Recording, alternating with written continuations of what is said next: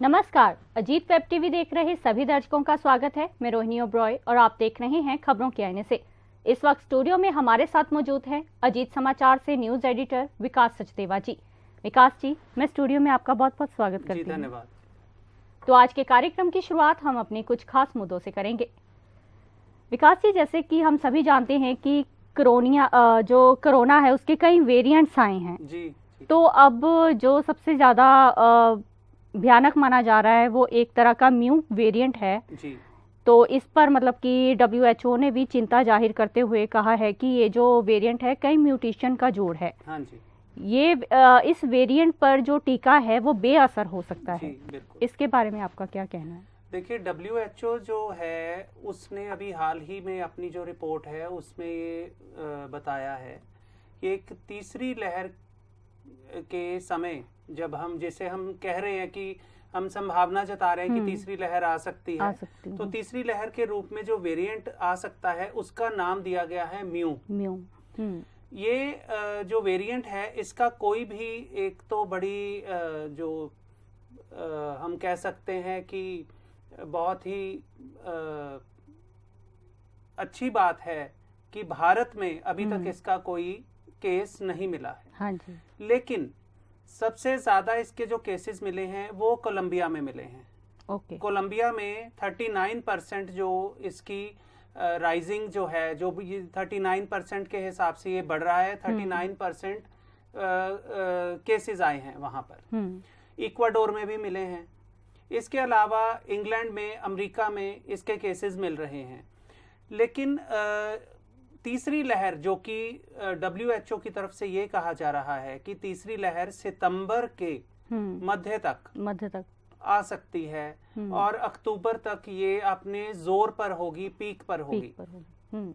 उस दौरान अगर कोई वेरिएंट हम कहें कोरोना का होगा तो वो म्यू होगा और इसका सबसे ज्यादा जो असर है वो बच्चों पर पड़ सकता है। जो बात आपने कही टीके का असर, तो ये एक ऐसा वेरिएंट है जिस पर अभी अध्ययन चल रहा है, अभी शोध चल रहा है। WHO की जो टीम है वो कर रहे हैं इस पर शोध कि जो ऑलरेडी हम कहते हैं कि कोविड से बचने के लिए भारत में भी 2 डोज लगवाई जा रही हैं, टीकाकरण करवाया जा रहा है। लेकिन टीके की किसी भी तरह से म्यू जो वेरिएंट है वो टीका अगर लगा हो भी, दोनों डोज लगी हो, उसके बावजूद भी वो शरीर पर अटैक कर सकता है। मतलब इतना शक्तिशाली है, इतना शक्तिशाली और इतना घातक है कि वो किसी भी तरह से पकड़ सकता है मानव शरीर को। और इससे बचने के लिए इस पर अभी क्या किया जा सकता है, उस टीके को और अपग्रेड करेंगे या कोई और टीका इजाद करेंगे, इस पर अभी शोध चल रहा है WHO में। लेकिन इससे बचने की बहुत ज्यादा जरूरत है। बिल्कुल बिल्कुल जी विकास जी। तो अगले प्रश्न की ओर हम आते हैं कि अपने पंजाब से लें तो जलियांवाला बाग हम सभी जानते हैं कि एक स्मारक है वो। तो जलियांवाला बाग मुद्दे को लेकर उसके नवीनीकरण हमारे पिछले सप्ताह ही हमारे देश के प्रधानमंत्री जी नरेंद्र मोदी जी ने किया है। हाँ तो इसको लेकर काफी खासा जो विवाद है वो जारी है। तो इस नवीनीकरण को लेकर जो कांग्रेस है वो कह रही है कि ये एक तरह से मतलब जो ये शहादत का स्थल है, एक तरह से इसको पर्यटक स्थल बनाने की मतलब की कोशिशें जो हैं लगातार जारी हैं। इसके बारे में आपका क्या कहना है? जलियांवाला बाग बहुत ही सम्माननीय स्थल है जहां पर हमारे जो भारतवासियों ने, बहुत से भारतवासियों ने हजारों की संख्या में अपनी जानें दी। 13 अप्रैल 1919 को जलियांवाला बाग की जो एक दुर्भाग्यपूर्ण घटना हुई, उसके बाद वहां पर एक राष्ट्रीय स्मारक बना दिया गया उन शहीदों की याद में। वहां पर एक शहीदी कुआं भी है जिसमें उन लोगों ने छलांगे लगाकर अपनी जानें दी थी। बिल्कुल।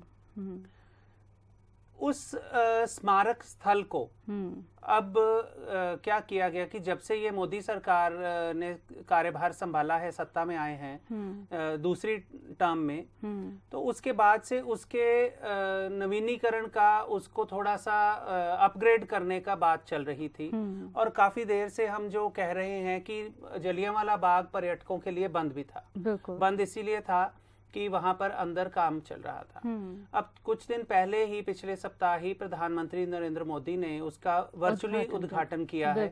उसमें सभी अपना जो पंजाब के मुख्यमंत्री हैं कैप्टन अमरिंदर सिंह, उनको शामिल किया गया, वर्चुअली सबको शामिल किया गया, जो सिख विद्वान हैं उनको शामिल किया गया। लेकिन उसको जब दर्शकों के लिए, पर्यटकों के लिए, आम लोगों के लिए खोला गया, तो उसको देखने के बाद एक बात जो सामने आई है वो ये है कि राष्ट्रीय स्मारक जो हैं, जो शहीदों से जुड़े हुए हैं, बिल्कुल, जो हमारी यादें हैं, उनको हमें सहेज कर रखना है ज्यों के त्यों।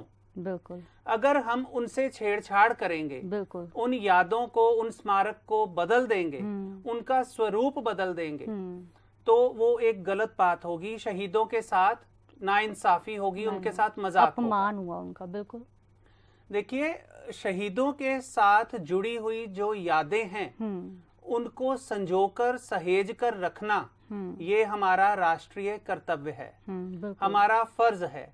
लेकिन उसके साथ छेड़छाड़ ये कभी भी बर्दाश्त नहीं की जा सकती। बिल्कुल। और शहीदों के परिवार जो हैं, जो लोग उसमें शहीद हुए, उनसे आगे जो उनके परिवार हैं, उन्होंने भी इस पर कड़ी आपत्ति जताई है। अगर हम बात कांग्रेस की करें, जैसे आपने कहा, तो कांग्रेस को चलिए हम ये सोच लेते हैं कि वो एक राजनीतिक दल है, बिल्कुल, विपक्ष में है, बिल्कुल, तो हो सकता है कि उन्होंने विपक्ष के तौर पर इस बात का मुद्दा उठाया हो या कुछ। लेकिन अगर शहीदों के परिवारों की तरफ से इस पर आपत्ति की जा रही है, बिल्कुल, तो जरूर इस पर केंद्र सरकार को ध्यान देना चाहिए। बिल्कुल। जलियांवाला बाग की जो एंट्रेंस है, जहाँ से गली से अंदर जाते हैं, उस गली के साइड पे जो दीवारें थी दोनों तरफ की, उस दीवारों पर आकृतियां उकेर दी गई हैं, आकृतियां बना दी गई हैं। ओके। और वो एकदम से ऐसे लगता है कि किसी हम म्यूजियम में घुस रहे हैं। तो वो शहीदी स्मारक लगता ही नहीं है। बिल्कुल, बिल्कुल। जहां पर अपना हम ज्योति प्रज्वलित की गई थी शहीदों की याद में, उसको पीछे ले जाया गया है, आगे से उसको उठा के पीछे ले गए हैं। ये सारा जो नवीनीकरण के नाम पर, उसको अपग्रेड करने के नाम पर जो चेंजेस किए गए हैं, जो बदलाव हुए हैं, ये केंद्र सरकार को शहीदों के परिवारों को भरोसे में, विश्वास में लेकर ही करने चाहिए थे। बिल्कुल, बिल्कुल। इस पर सिख विद्वानों की राय भी ली जानी चाहिए थी। बिल्कुल जी, विकास जी। तो अगले प्रश्न की ओर हम आते हैं कि हम अपने हर प्रोग्राम में अफगानिस्तान का जो मुद्दा है वो हमेशा ही लेकर आते हैं, और चल भी रहा है। बिल्कुल, वहाँ के जो हालात हैं काफ़ी बदतर हो रहे हैं। जी जी। तो अफगानिस्तान में तालिबान के राज होने के बाद जो वहाँ का माहौल है, यानी कि हम भूखमरी सबसे पहले ले लेते हैं कि वहाँ पर जो है सबसे ज़्यादा भूखमरी इतनी फैल गई है कि यूएन ने भी बच्चों पर चिंता व्यक्त करते हुए ये बात कही है कि वहाँ के 5 वर्ष की आयु के जो कम बच्चे हैं वो कुपोषण का भी शिकार हो सकते हैं। तो इसके और बात करें तो वहाँ के जो तालिबान के प्रवक्ता हैं, उन्होंने भी पिछले हफ्ते एक बयान दिया था। उन्होंने कहा था कि वह ही महिलाएं बाहर निकल सकेंगी और शिक्षा ले सकेंगी जिन्होंने बुर्का पहना होगा। बिल्कुल। तो इसके बारे में राय क्या है आपकी? सबसे पहले तो अगर भूखमरी की बात करें तो तालिबान ने जिस तरीके से कब्जा किया अफगानिस्तान पर जिस तरह से उन्होंने हमला किया और वहां की सरकार को अपदस्थ करके हटाकर खुद कब्जा कर लिया, हालांकि उनकी सरकार अभी नहीं बन पाई है। उसके बाद पूरे विश्व में बहुत ही रोष है उनके प्रति, और पूरे विश्व की तरफ से अभी तक किसी भी देश ने उनको मान्यता नहीं दी। बिल्कुल। अगर कोई भी देश उनको मान्यता नहीं देगा, संयुक्त राष्ट्र संघ उनको मान्यता नहीं देगा, तो कोई किसी भी देश से उनके संबंध नहीं बनेंगे। जब संबंध नहीं बनेंगे तो कोई भी देश उनकी मदद नहीं करेगा। और अगर मदद नहीं होगी तो ना ही उनको खाने की कोई चीज पहुंचेगी, ना ही किसी और तरह की कोई चीज पहुंच पाएगी, कोई सुविधा नहीं। तो इससे क्या होगा कि अगर वहां पर किसी भी तरह के सोर्सेज के होते हुए काम भी ना हो और बाहर से भी मदद ना आए, तो वहाँ के लोग, वहाँ के बच्चे, वहाँ के बूढ़े, वहाँ के जवान सब भूखमरी का शिकार हो सकते हैं। संयुक्त राष्ट्र संघ की रिपोर्ट में कहा गया है कि 5 साल से छोटे बच्चे जो कुपोषण का शिकार हो सकते हैं। इसके अलावा वहां पर आधे से ज्यादा जो बड़े हैं, जो एडल्ट्स हैं, 18 साल से ऊपर हैं, वो भी भूखमरी का शिकार होकर किसी न किसी बीमारी से ग्रस्त हो सकते हैं। बिल्कुल। इसलिए सबसे पहले तो विश्व मंच पर संयुक्त राष्ट्र संघ की ओर से इसके लिए बहुत ही तेजी से और बहुत ही गंभीरता से कार्य करने की जरूरत है। दूसरा जो आपने बात कही कि वहां पर जो लेडीज के लिए, फीमेल्स के लिए एक अफगान प्रवक्ता का जो बयान आया है, उन्होंने एक आदेश कह सकते हैं, फरमान कह सकते हैं, वो जारी किया है कि महिलाएं जो हैं वो हिजाब पहनकर यानी बुर्का पहनकर ही काम के लिए जा सकती हैं, और यहाँ तक कि जो शिक्षा ग्रहण करने वाली महिला भी है, उसको भी बुर्का, और जो पढ़ाने वाली टीचर्स हैं वो भी बुर्के में ही बाहर आ सकती हैं। यहाँ तक कि अफगानिस्तान के सभी शहरों में, काबुल में भी सड़कों पर जितने भी होर्डिंग्स और बड़े बड़े बोर्ड लगे थे जिन पर महिलाओं के चित्र थे, वो सारे वहां से उतार दिए गए। और पिछले हफ्ते ये बात सामने आई थी कि अफगानिस्तान में तालिबान की सरकार का गठन होने जा रहा है, लेकिन वो टल गया। लेकिन उसके साथ ही एक बात बहुत ही गंभीरता से लेने वाली है, वो ये है, वो जो सामने आई कि अफगानिस्तान में जो तालिबान की नई सरकार बनने जा रही है उसमें कोई भी महिला नहीं होगी। महिला को स्थान नहीं दिया गया किसी मंत्री के रूप में, किसी सदस्य के रूप में। तो ये भी एक बहुत चिंता का विषय है, महिलाओं के प्रति भी और बच्चों के प्रति भी। बिल्कुल बिल्कुल जी विकास जी। तो आगे हम बात करेंगे अपने देश के भविष्य के बारे में। हम सभी जानते हैं कि बच्चे देश का भविष्य होते हैं। तो पंजाब में कोरोना के कम होते मामलों को देखते हुए जो पंजाब सरकार है, उन्होंने 2 सितंबर से स्कूल खोलने का फैसला लिया था। 2 अगस्त से 2 अगस्त से सॉरी जी, हाँ जी। 2 अगस्त से स्कूल खोलने का उन्होंने फैसला लिया था। तो इसको देखते हुए सभी स्कूल खोले गए। चलो ठीक है, वहाँ पर हर तरह के नियमों की पालना भी की जाती है। जी। पर अगर इतनी पालना हो रही है तो सबसे ज़्यादा जो पंजाब है वो टॉप पे है कि वहाँ के जो स्कूली बच्चे हैं सबसे ज़्यादा कोरोना का शिकार हो रहे हैं, जिसके कारण स्कूल दोबारा से बंद भी, कई स्कूल ऐसे हैं जिनको बंद भी करना पड़ा। तो सरकार इस पर क्यों एक अलर्ट क्यों नहीं होती, क्यों इस पर फैसला क्यों नहीं ले पा रही वो? एक तो सबसे पहले मैं आपसे ये बताना आपको चाहूंगा कि पंजाब में 2 अगस्त से जब से स्कूल खोले गए 1 महीना हो गया। इस 1 महीने के दौरान जो सर्वे किया गया पंजाब में और बाकी राज्यों में भी, तो पंजाब में जो स्कूली बच्चों में कोरोना का संक्रमण दर है वो 9.6% है। पंजाब में 9.6% पंजाब में, केवल पंजाब में, जो कि बाकी राज्यों से बहुत ज्यादा है।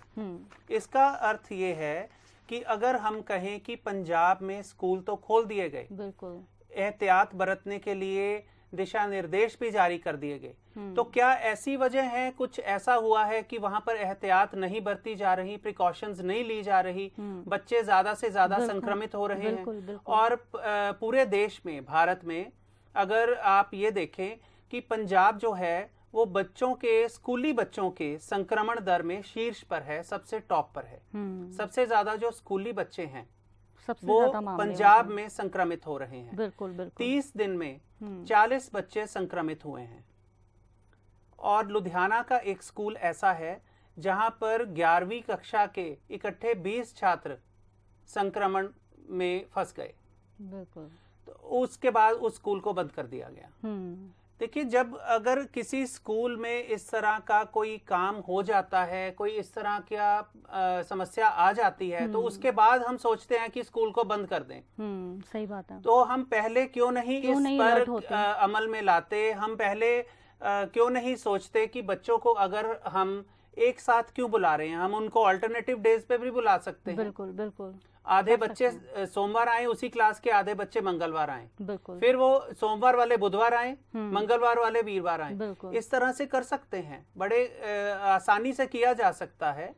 लेकिन सरकार अभी तक इस पर कोई भी कर नहीं रही। और हमने अभी जो बात की कि जो WHO की रिपोर्ट है उसके मुताबिक तीसरी लहर सितंबर के मध्य तक आ सकती है। ये बच्चों पर ही हावी और ज्यादा बच्चों पर ही इसका असर बार बार कहने के बावजूद भी जो स्कूल नहीं, लेकिन ये देखिए कि पंजाब सरकार ने फिर एक बार फिर स्कूल बंद करने से इनकार कर दिया है। बिल्कुल। उन्होंने कहा है कि स्कूल बंद नहीं होंगे। हालांकि बाकी राज्यों में भी स्कूल खोले गए हैं, लेकिन बाकी राज्यों में अगर स्कूल खोले गए हैं लेकिन वहां पर संक्रमण दर कम है, वहां पर बच्चे इतनी तेजी से संक्रमित नहीं हो रहे। अगर पंजाब में इस तेजी से ये बढ़ रहा है संक्रमण दर, तो इस पर हमें सरकार को, पंजाब सरकार को कुछ जरूर सोचना चाहिए, गंभीर कदम उठाने चाहिए। बिल्कुल जी विकास जी। तो आज के कार्यक्रम का समापन हम हर बार की तरह अपने आज के विचार से करेंगे। कहते हैं मुंह के कड़वे बन जाओ, कोई बात नहीं, परंतु दिल के बुरे कभी मत बने। जी विकास जी। मुंह का कड़वा होना भी लोगों को सुहाता नहीं है कई बार कि जब मुंह से कड़वे वचन निकलते हैं तो लोग कहते हैं कि सच कड़वा होता है। बिल्कुल। तो जो सच है वो कड़वा लगता है। अगर हम कड़वा बोलेंगे, मुंह से बोल लेंगे, लेकिन मन में कड़वाहट नहीं रखेंगे किसी के भी प्रति, तो वो ज्यादा अच्छा है। अगर मन में कड़वाहट रहेगी तो वो बहुत लंबे अरसे तक रहेगी। मुंह से निकले हुए शब्द तो उस वक्त निकलते हैं, थोड़ी देर के लिए कड़वे लगते हैं, उसके बाद सब ठीक हो जाता है। बिल्कुल सही बात है। तो आज हमने चर्चा की है पिछले सप्ताह के कुछ खास खबरों के बारे में। अगले सप्ताह हम फिर हाजिर होंगे कुछ खास मुद्दे लेकर। अजीत वेब टीवी देख रहे सभी दर्शक इसी तरह हमारे साथ जुड़े रहिए। अब हमें दीजिए इजाजत। नमस्कार। जय हिंद।